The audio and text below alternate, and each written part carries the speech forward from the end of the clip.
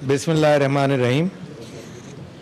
जनाब आरिफ निज़ामी साहब सदर CPNE, जब्बार खटक साहब, मोअज़्ज़िज़ मुदीरान, सहाफ़ी बरादरी के अफराद, मेहमानान गिरामी, ख़वातीन व हज़रात, अस्सलाम अलैकुम।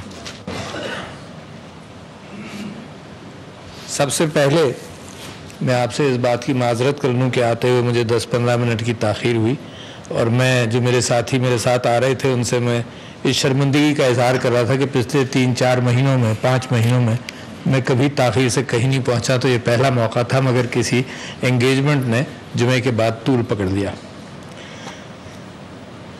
उसके बाद मैं CPNE की और मीडिया की इन जनरल तारीफ़ करना चाहता हूँ, क्योंकि पाकिस्तान के अंदर जब आप चौथा सतून की बात करते हैं तो साथ साथ मैं इस बात से वाकिफ़ हूँ कि बहुत अंधेरों के अंदर मीडिया ने चिराग जलाया, बहुत मुश्किलात के अदवार के अंदर मीडिया ने बड़ा काम दिखाया, और पाकिस्तान के अंदर जमहूरियत की जद्दोजहद के एतबार से और जमहूरियत की कोशिश के अंदर सबसे बड़ी जो फ़ौज थी, जो लोगों को बताती थी कि क्या हुआ है या क्या नहीं हुआ, वो मीडिया ने किरदार अदा किया। लोगों को चीज़ों का पता नहीं चलता। मीडिया पहले सिर्फ अखबार था, रिसाले थे, फिर 60 की दहाई के बीच में पाकिस्तान टेलीविज़न और टेलीविज़न ने जगह संभाली, फिर एक बहुत बड़ा एवोल्यूशन होना शुरू हुआ जो आज भी जारी है। टेलीविज़न के अंदर ये हुआ कि लोगों को खुद देखने का मौका मिला कि क्या कहाँ क्या हो रहा है, और अब ये प्रेशर्स भी मौजूद है प्रिंट मीडिया के ऊपर, जिसको समझ लीजिए एक फिनोमिनल चेंज आया है कि ख़बर के ज़राए और बहुत बढ़ गए। मिसाल के तौर पर जब इल्म की बुनियाद लिखी हुई, हाथ की लिखी हुई किताबें होती थीं और उस्ताद होता था, तो उस्ताद का माशरे में मुकाम बहुत ही ऊंचा था, मगर जैसे जैसे कमर्शियल इंफॉर्मेशन मुख्तलिफ अंदाज से अवेलेबल होने लगी तो वो स्प्रेड हो गई चीज़। इसी तरह से मीडिया में भी सोर्स ऑफ इंफॉर्मेशन आज प्रिंट है, टेलीविज़न है, सोशल मीडिया है, और मैं एक नई जनरेशन को जानता हूँ, मेरी औलादें मिसाल के तौर पर, वो प्रिंट मीडियम से को बहुत ही कम देखती हैं, और सोशल मीडिया से उनकी इंफॉर्मेशन बड़ी तेज़ी से आती है। मैं एक चीज़ का एडमिशन करूँ आपके सामने कि मैं टेलीविज़न कम देखता ज़रूर हूँ और सोशल मीडियम से इन्फॉर्म ज़्यादा रहता हूँ, मगर उसका नतीजा कभी कभी ये होता है कि सोशल मीडिया में जो चीज़ नहीं आई हुई होती है और मैं कोई और बात कर जाता हूँ, लोग कहते हैं कि यार फलानी जगह इतने सारे लोग मर गए और तुम ये बात कर रहे हो। तो ये एक कंपीटिंग कैफियत है जिसके अंदर दुनिया पर प्रिंट मीडियम पर बेइंतहा प्रेशर पड़ा हुआ है। अच्छा, और मैं समझता हूँ कि प्रिंट मीडियम को इवॉल्व करना पड़ेगा और कर रहा है, और कुछ कहीं नाकामी हो रही है कि न्यूज़पेपर सरवाइव नहीं कर पा रहे, न्यूज़पेपर ऑनलाइन आ गए। अब इसके ऊपर मेरी तरफ से तो कोई मशवरा नहीं है, क्योंकि मैं स्पेशलिस्ट नहीं हूँ इस बात का, मगर ये किसी न किसी मंजिल की तरफ इवॉल्व करेगा। मैंने सिर्फ ये देखा कि न्यूयॉर्क टाइम्स जैसा अखबार मिसाल के तौर पर पहली एक सहमाही के अंदर, पिछली सहमाही के अंदर पहली मरतबा उसने कई साल बाद प्रॉफिट में गया। मीडिया, प्रिंट मीडिया और ज़ाहिर है सारा media accept social media, print media dependent है इश्तिहारों के ऊपर, और वो इश्तिहार यानी अगर आप यकीनन मैं भी बिलीव करता हूँ कि आप चौथा सतून हैं, तो उन इश्तिहारात के लिए आप हुकूमत के ऊपर भी डिपेंडेंट रहे हैं, और हालात के एतबार से मेरा ख़्याल है मेरी हुकूमत को इस बात का एहसास हुआ कि नहीं, आपको इंडिपेंडेंटली भी खड़ा होना है। मगर ये आप इंडिपेंडेंटली खड़े नहीं हो सकते जब तक आप खड़े भी हैं बहुत सारे, मगर बहुत सारे क्राइसिस में हैं, जब तक मईशत इम्प्रूव ना करे और एडवर्टिजमेंट का जो स्प्रेड है वो आप तक भी पहुँचे, कमर्शियली वायबल इन एडवर्टिजमेंट्स हों। और मैं जब इधर उधर देखता हूँ तो मुझे ख्याल ये होता है कि एडवर्टिजमेंट्स के एतबार से टेलीकम्युनिकेशन, चाय, और वो भी महदूद हो गए, کیونکہ جب آپ کی معیشت محدود ہوتی ہے کسی وجہ سے تو ظاہر ہے ایڈورٹیزمنٹ کا حصہ بھی محدود ہو جاتا ہے. یہی گورنمنٹ کے اوپر بھی آیا کہ جب گورنمنٹ کرائسس میں ہے تو ایڈورٹیزمنٹ کے اوپر ایک پریشر رہے گا. تو یہ جو ایوالونگ میڈیا ہے اس کے اعتبار سے دو چار چیزیں اور آئی ہیں. پہلے بھی میڈیا، آپ نے ویپنز آف ماس ڈسٹرکشن کی کہانی تو دیکھی ہی ہے، سنی گیا ہے، دیکھی ہے آپ نے کہ میڈیا کے بلبوتے پر اس سوسائٹی کو گمراہ کیا گیا جس سوسائٹی سے ورڈکٹ لینا تھا، اور دنیا کے اندر فالس انفارمیشن کی بنیاد پر ایک سارے مشرق وسطیٰ کے اندر وہ کرائسس کریٹ کیا گیا جس کے اندر لاکھوں مسلمان شہید ہوئے ہیں اور معیشت تباہ ہو کر رہ گئی ہے. میری سمجھ میں نہیں آتا کہ یہاں کہاں یہ کریکشن ہو سکتا ہے. میری سمجھ میں یہ آتا ہے کہ ہر انسان کوشش جتنی مرضی آئے کرے. جیسے جج ہوتا ہے وہ بھی کوشش کرتا ہے، آپ لوگ صحافی کے طور پر آپ بھی کوشش کرتے ہیں کہ باعث سے نکلیں، اور اس صحافی کی بڑی کامیابی ہے زندگی کے اندر جو اپنے باعث سے نکل کر دیکھ لیتا ہے. مگر انسان کے بس میں نہیں ہے کہ ٹوٹلی ان بائس ہو جائے.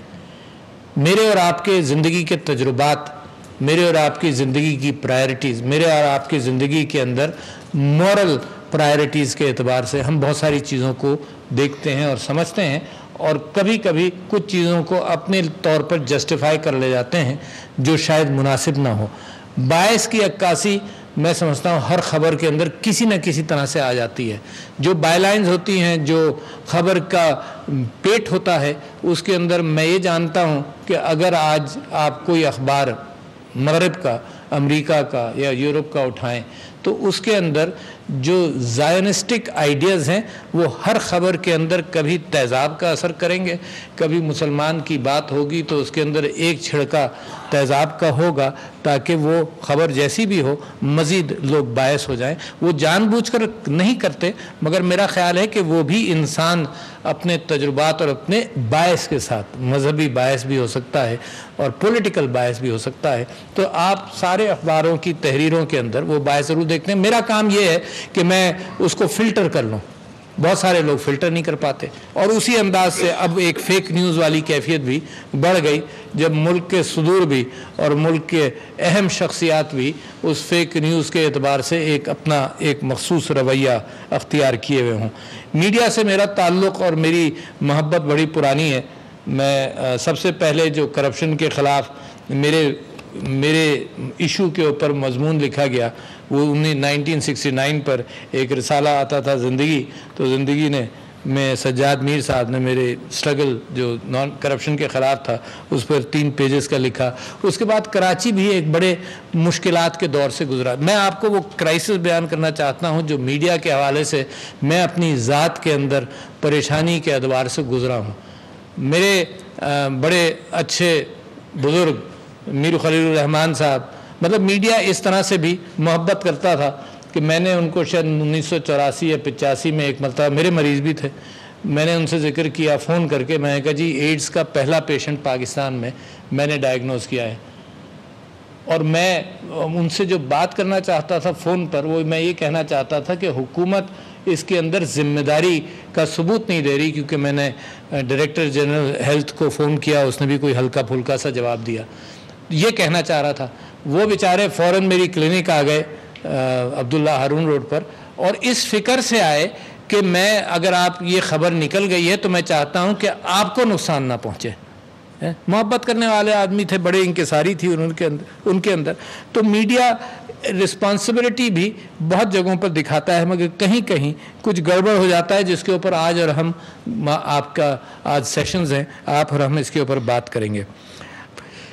فریڈم آف دا پریس ایک بہت اہم ستون ہے، اس کو کوئی ڈائلیوٹ نہیں کرنا چاہیے، اور رسپانسبلٹی آف دا پریس ایک اہم ستون ہے جس کو ڈائلیوٹ نہیں کرنا چاہیے. دونوں چیزیں ہیں.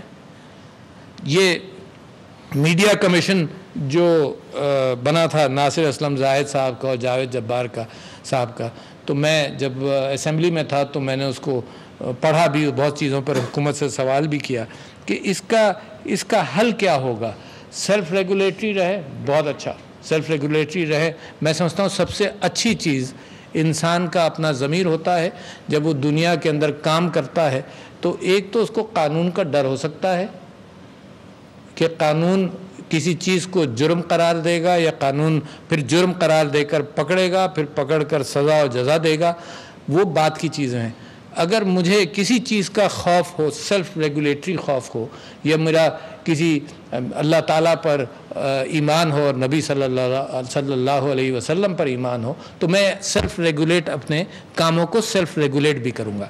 تو سیلف ریگولیٹری سب سے زیادہ اسٹرانگ ادارہ ہوتا ہے جو خود اپنے آپ کو ریگولیٹ کرے۔ تو میرا خیال یہ ہے کہ میڈیا کو اور حکومت کو ساتھ بیٹھ کر اس چیز پر ڈیسیشن کرنا چاہیے کہ سیلف ریگولیٹری یا گورنمنٹ ریگولیٹری، اور ریگولیٹری کا مطلب صرف چند چیزوں کو فوکس کر لینا چاہیے۔ ایک تو میں سمجھتا ہوں کہ ہر چیز آئیڈیالوجی آف پاکستان کے اندر اور اس کے ڈنڈے کے نیچے جب ہر چیز آ جائے گی تو وہ بھی تکلیف دہ بن جاتی ہے، اور اگر مادر پدر آزاد بھی ہو جائے کوئی چیز تو وہ بھی تکلیف دہ نظر آتی ہے۔ تو جیسے ہم اپنے گھروں کے اندر اور اپنے بچوں کے ساتھ کوئی ایک ریگولیٹری کیفیت پیدا کرتے ہیں تو وہ اس کے اندر ڈسکشن کر کے پہنچ جانا چاہیے۔ آپ نے فرمایا کہ جناب ایک بحران ہے، میں سمجھتا ہوں بحران ہے۔ اس کی وجوہات کیا ہیں؟ اس کی ایک وجہ یہ ہے کہ media has been dependent on some part of the media, جو گورنمنٹ اشتہارات پر ڈپینڈنٹ رہا ہے۔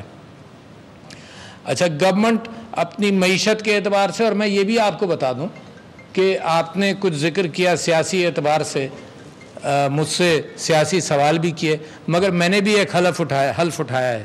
وہ حلف اٹھایا ہے کہ آئی ول بی نان پولیٹیکل۔ یہ گورنمنٹ ہے، ہماری گورنمنٹ ہے، میری گورنمنٹ ہے، مگر میں آپ کو بجائے اس کے کہ حکومت کی کارکردگی ویسے بتاؤں، مگر میں سمجھتا ہوں کہ مجھے یہ کانفیڈنس ہے حکومت کے اوپر کہ اس کی جستجو میڈیا کے حوالے سے ایک ایسے ڈائریکشن میں جا رہی ہے جس کے اندر ان چیزوں کا ڈسکشن ضروری ہے، بات کرنا ضروری ہے۔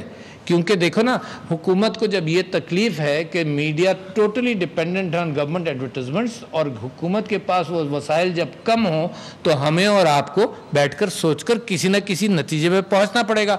آپ یہ بھی فرماتے ہیں کہ نہیں، we need support, we understand that you do need support, کیونکہ ایک دم سے کرائسس آپ کے اوپر ایکسپوز کر دیا جائے۔ جو قانون تھا پاکستان کا، جس کے اندر یہ تھا کہ قبضہ سچا دعویٰ جھوٹا، جس کے اندر یہ تھا کہ کہیں بھی قبضہ کر لو، دکان کھول لو، یہ کر لو وہ کر لو، وہ جب اچانک انڈو ہوگا جیسا کہ ہو رہا ہے، میں آپ کو یہ بتانا چاہتا ہوں کراچی کے اندر اگر میئر صاحب کوشش کرتے کہ 4 دکانیں خالی کرا دیں تو 30-35 سال ان کو کورٹوں کے چکر لگانے پڑتے، مگر جب ایک ہم آہنگی، کورٹ کا بھی وہی ڈائریکشن ہوا کہ پاکستان کا قانون امپلیمنٹ ہونا ہے، تو نتیجہ یہ ہوا کہ جو اس کو ریت سمجھے ہوئے تھے کہ دس از دا لا آف دا لینڈ، جو ہوتا ہے اصل میں وہ کاغذ نہیں ہوتا جو آئین کہلائے، وہ ہوتا ہے جو ایکچولی امپلیمنٹ ہو رہا ہو۔ تو لوگوں نے بڑے بڑے انویسٹمنٹس کر لیے اس بنیاد کے اوپر کہ لا آف دا لینڈ یہی ہے کہ صاحب یہ دکان مل رہی ہے، یہ قابض جگہ پر ہے، حکومت کی جگہ پر ہم نے دکان بنا لی ہے، اردو بازار کراچی میں مثال کے طور پر،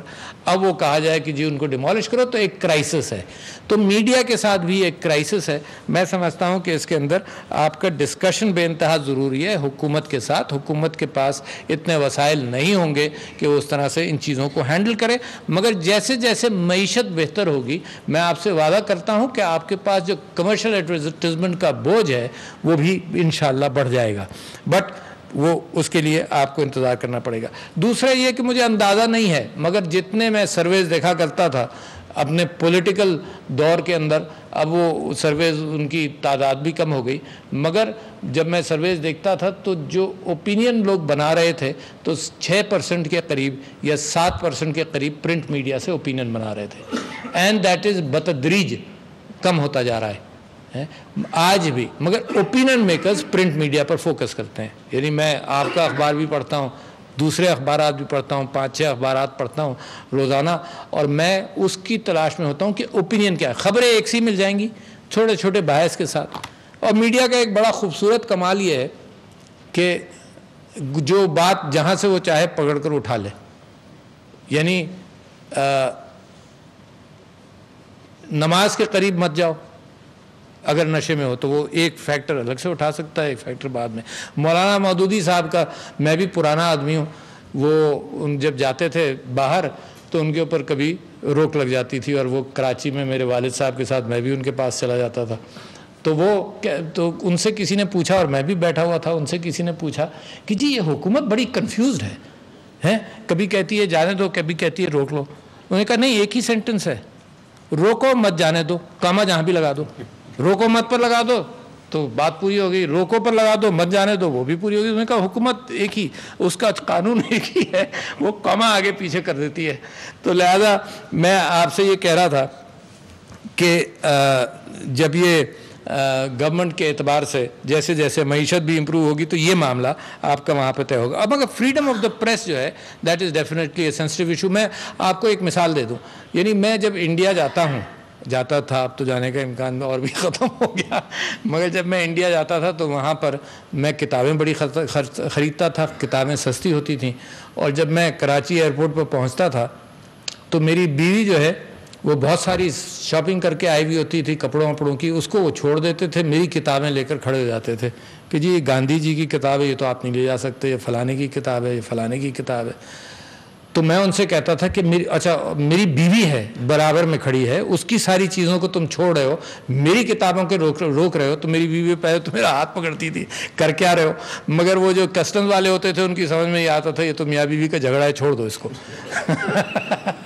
مگر انڈیا میں ہمیشہ بڑا امپریس رہا اور آج بھی رہتا ہوں جب دیکھتا ہوں، جب تک میں پچھلے 2-3 سال پہلے بھی جا چکا ہوں کہ کتابیں سستی، پرنٹ شاید وہ پرنٹ نیوز پیپر پرنٹ بھی سستا، پھر ایڈورٹیزمنٹ کی اتنی بہتات ہے کہ بڑے سستے میں اخبار ملتا ہے.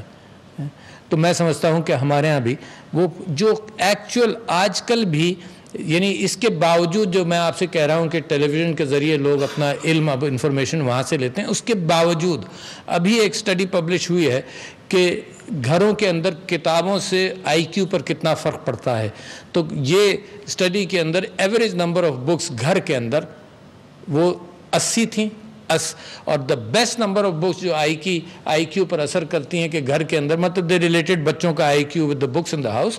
تو انہوں نے کہا کہ 110 سے زیادہ کتابیں ہوں تو واقعی پازیٹیو اثر ہوتا ہے. تو لہذا پرنٹ کا مقام رہے گا، ٹھیک ہے نا. ہمارا فرض بنتا ہے کیسے عام کریں. نیشنل بک فاؤنڈیشن مثال کے طور پر آپ کا ڈائریکٹ پرنٹ میڈیا سے تعلق نہیں ہے، مگر میں اس کو سبسکرائب کرتا تھا. مجھے نام نہیں یاد آ رہا، ایک ایرانی فلاسفر تھا، اس کی کتاب جناب وہ پرنٹ کی انہوں نے. بہت ساری اچھی کتابیں پرنٹ کرتے تھے، مگر اب وہ آؤٹ آف فیشن سی کیفیت ہو گئی ہے. سید حسین نصر اس کے اوپر انہوں نے کتاب لکھی تھی. تو وہ یہ شوق جو ہے نا پڑھنے کے اعتبار سے، ہاتھ میں کوئی چیز ہو اور دیکھی جائے تو وہ ریوائیو بھی ہونا چاہیے جس انداز سے بھی ہو. اچھا جی، میں ساتھ ساتھ آپ کے سامنے یہ بات بھی کرنا چاہتا ہوں کہ میں کیا سمجھتا ہوں کہ آپ ایک چوتھا ستون، آج آپ نے اپنی پریشانی کا ذکر کیا، اور میں سمجھتا ہوں آج کی فورم آپ کی پریشانی کی ہے. میں نے آپ سے ذکر یہ کیا کہ مجھے کتنی تکلیف ہوئی جب میڈیا خاموش ہو گیا. میں کراچی کا رہنے والا ہوں، اور کراچی کے جو حالات تھے وہ میں بھی جانتا ہوں، اور جو کراچی کے رہنے والے ہیں ان کو بھی معلوم ہے. اور میڈیا کی خاموشی ویسے ہی خاموشی تھی جو میں بھی ڈر کر خاموش ہوتا تھا. میڈیا کی خاموشی نے پاکستان کی معیشت اور پاکستان کے حالات اور کراچی کے حالات کو خراب تباہ کر دیا.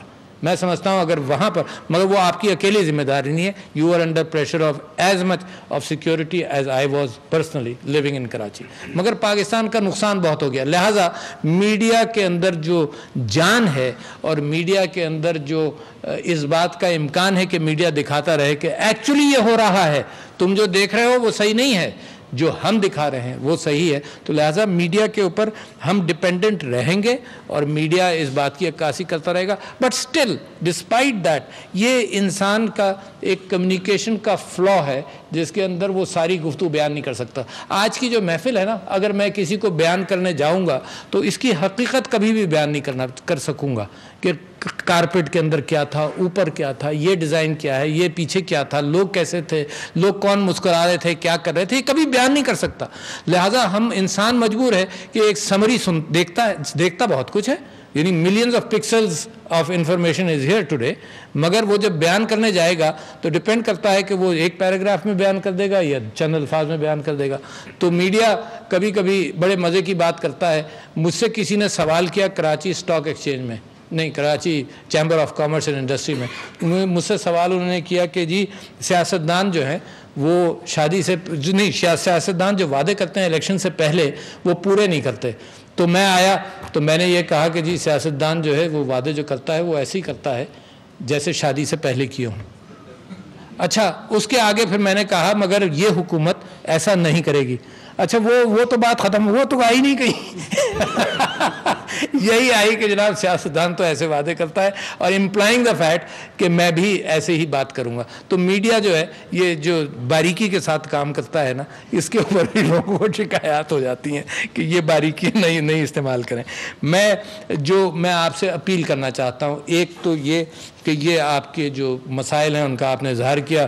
محترم انفارمیشن منسٹر صاحب یہاں تشریف فرما ہے، یہ آپ کو ڈراتے دھمکاتے بھی رہتے ہیں مگر آپ کا حل بھی ان کے پاس سے ہم کوشش کرتے رہیں گے کہ انشاءاللہ نکل آئے.